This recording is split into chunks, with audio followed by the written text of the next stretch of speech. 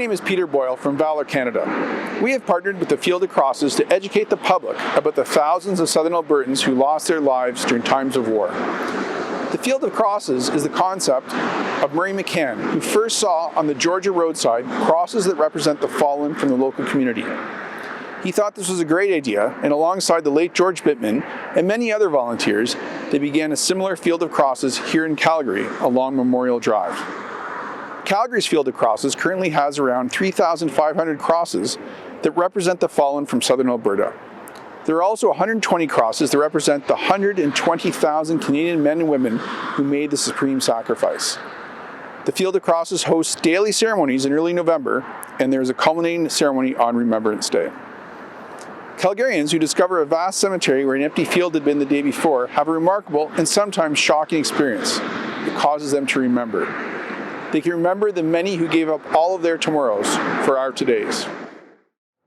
This cross represents Lieutenant Colonel Russell Lambert Boyle, a veteran of the Boer War who subsequently lost his life after commanding the 10th Battalion of the Canadian Expeditionary Force at the Battle of Kitchener's Wood during the First World War.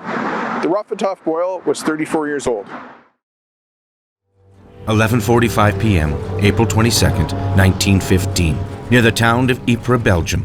Lieutenant Colonel Russell Lambert Boyle strode through the ranks of Calgary's 10th Battalion. The Battle of Kitchener Wood was about to begin. The reality of modern war would soon descend on Calgary. Boyle was about to charge into history.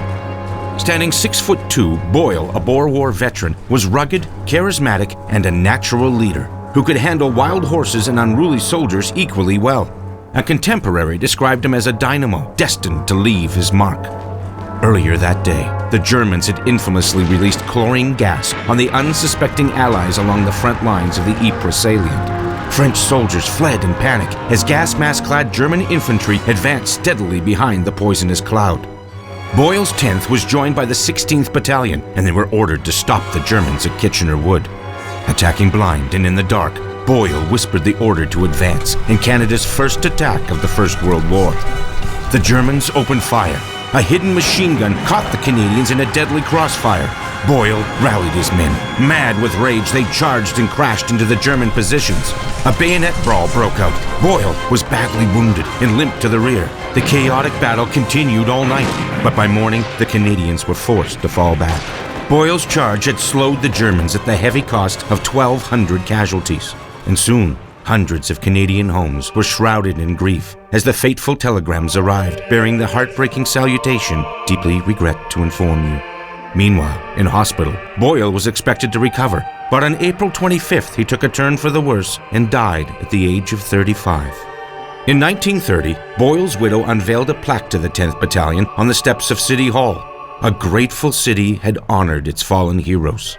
Russell Lambert Boyle had left his mark and charged into history.